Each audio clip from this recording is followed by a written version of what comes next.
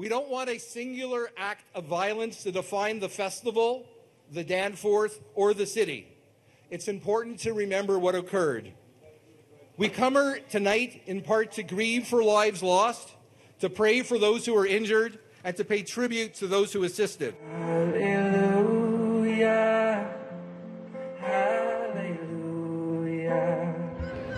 One of Toronto's most vibrant summer festivals began tonight with a moment of remembrance. The annual Taste of the Danforth kicking off just 3 weeks after a mass shooting here that left 2 people dead and 13 injured.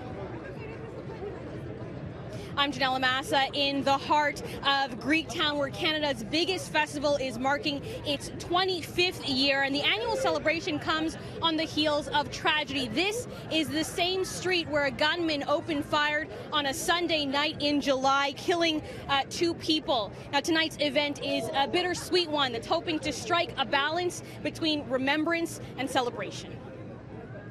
Tonight, we also remember 2 extraordinary young women, Reese and Juliana, who were out for ice cream. Juliana with her family, Reese with her friends to celebrate a birthday, and got taken from us.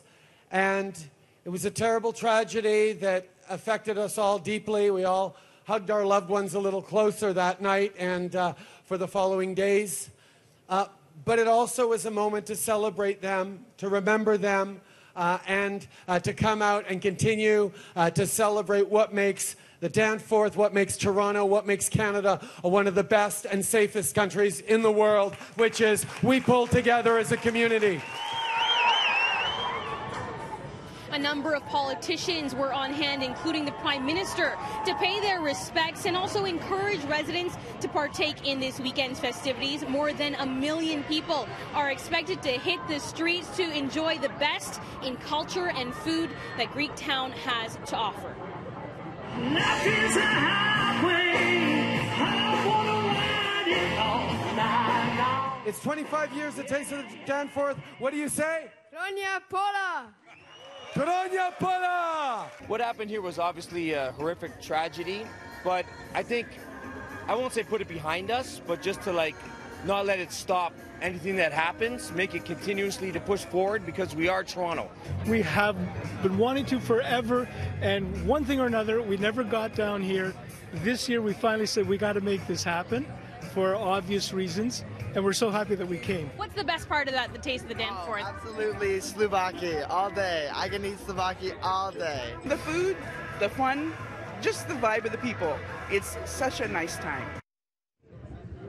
Now, we're at Danforth and Logan, and just behind me is Alexander Parquet, and that's where part of the shooting happened, and it became a bit of a makeshift memorial. Now, that was taken away to make room for a patio here and a stage as part of the festivities, but it hasn't gone too far. Coming up a little later in the show, I'll show you the new home of that memorial here in Greektown. 3, 2, 1. The Taste of the Danforth kicked off this evening with the help of the Prime Minister, who was on hand for the opening ceremonies of the 25th annual event in Greektown. And surely you can hear that music behind me, the party atmosphere.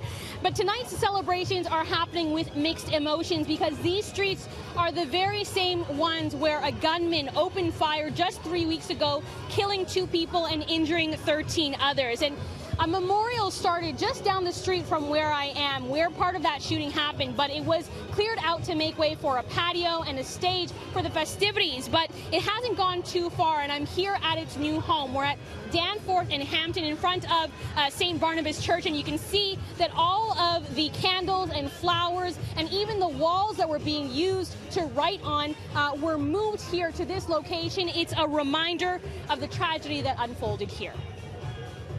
You have the contrast. You have the memoriam here, and then you have the festivities. Everybody's eating and happy, and yeah, it's a mixture of emotions. Yeah, and for you, do you feel like it's important to still be able to celebrate amid that tragedy?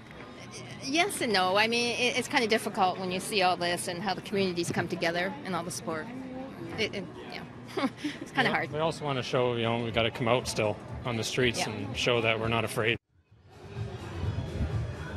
Now, Now, this particle board that has been used for all of these messages actually started out in front of a store down on the Danforth that was being renovated. So it's actually been preserved and before it was moved over here, and we're told that the organizers are planning to find a permanent home for this memorial in the future.